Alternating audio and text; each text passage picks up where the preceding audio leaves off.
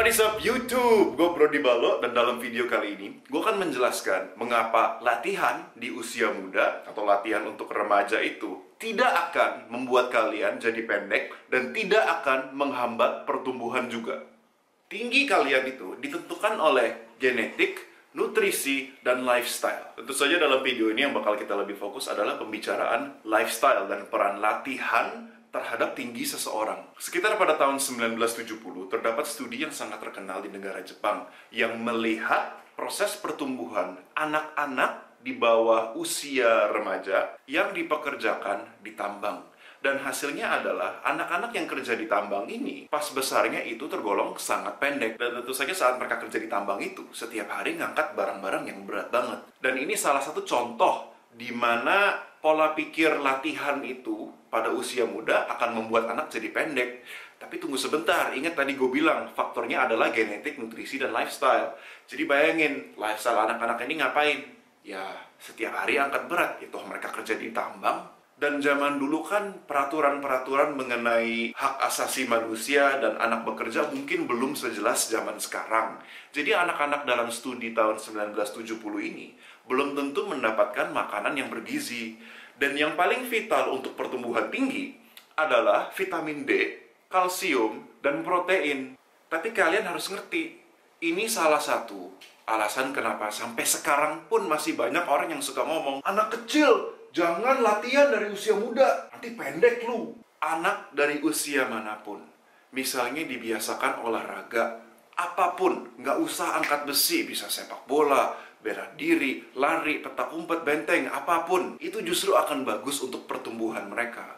Kalau nutrisinya juga benar dan disesuaikan. Tapi misalnya kalian nggak percaya sama gua, nggak apa-apa. Ini coba lihat statement dari National Strength and Conditioning Association dari Amerika. Mereka menjelaskan bahwa anak dari usia muda, jika dimonitor dengan benar, latihan fisik apapun itu justru bagus, akan memperkuat mereka dan mencegah sakit dan cedera di usia tua nanti.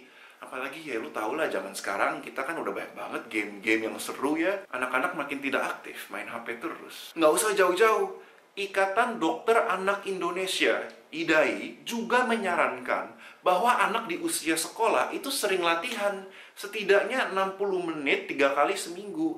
Bahkan mereka juga menyarankan resistance training yang selalu gue jelasin ke kalian, fokus tambah kuat, push up, angkat besi, apapun. Zaman sekarang informasi itu sudah sangat mudah untuk diakses ya.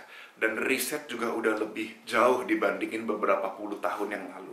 Pada zaman dulu memang kebanyakan dokter bakal nyaranin anak kecil jangan latihan. Tapi sekarang informasi itu sudah bisa dibilang ketinggalan zaman. Oh bro, tapi gue sering ngeliat orang-orang bodybuilder tuh banyak yang pendek. Nah, itu emang ada benernya. Sekarang kita mesti ngomongin genetik sebentar. Setiap orang kan secara fisik badannya tuh pasti berbeda, ya. Misalnya ada orang yang badannya tinggi, dan dari tingginya dia itu ternyata panjangnya paling banyak di bagian kaki. Nah, orang-orang ini secara natural akan jago banget di olahraga yang berlari, seperti sprints kayak Usain Bolt misalnya, atau marathon runners. Kenapa? Karena mereka kakinya panjang, setiap kali mereka jalan, ya otomatis bergerak lebih jauh dibandingin orang yang kakinya pendek. Nah, kebalikannya, misalnya ada orang yang pendek dan kakinya pendek, lalu mereka torso atau badannya yang panjang. Nah, individu ini akan jago dalam olahraga gymnastics. Badannya bisa muter-muter dengan gampang karena poros dari tubuhnya lebih banyak di badan, bukan di kaki. Jadi genetik itu memiliki peran penting dalam persentase paling top dalam dunia olimpiade misalnya. Perbedaan sedikit dalam tubuh akan memiliki faktor yang sangat mempengaruhi performa. Apalagi contohnya kayak di dunia sprinting ya, yang bedanya cuma berapa koma detik gitu. Contoh lagi, misalnya kalian punya tangan yang panjang ya, itu artinya kalian bakal lebih jago di gerakan deadlift. Sebaliknya, orang yang tangannya panjang bakal kesusahan bench press. Karena gerakannya range of motion-nya bakal lebih panjang dibandingin orang yang tangannya pendek. Jadi kalau lu tangannya pendek, malah lu lebih jago di bench press, tapi deadlift-nya kesusahan. Contohnya gue. Bro, kok lu malah ngomongin olahraga sih? Kan gue bilang bodybuilder banyak yang pendek. Coba bayangin ada orang yang tingginya 150 cm. Relatif pendek lah bisa dibilang. Dan ada orang yang tingginya 2 meter. Ya? Ingat peraturan biologi itu kurang lebih sama untuk semua orang. Pada umumnya, individu manapun bisa menambah berat otot murni sekitar 1 kilogram tiap bulan. Bayangin si pendek dan si tinggi sama-sama naik berat dalam waktu 3 bulan. Anggap aja 10 kilogram, ya. Tentu saja si pendek yang naik 10 kilogram ini badannya akan langsung terlihat lebih berisi, ya. Karena semakin pendek seseorang, distribusi ototnya lebih gampang. Ya dia naik 10 kilogram bakal lebih kelihatan besar dibandingin si tinggi. Si tinggi kan lebih tinggi, jadi ototnya harus dibagi lebih merata. Itu salah satu alasannya kenapa bodybuilder kebanyakan bisa dibilang tingginya pendek. Karena secara genetik, yang lebih kelihatan jadi badannya adalah yang pendek-pendek. Yang tinggi bakal lebih susah menambah massa otot. Jadi sekali lagi gue pengen merangkum semua yang gue bilang.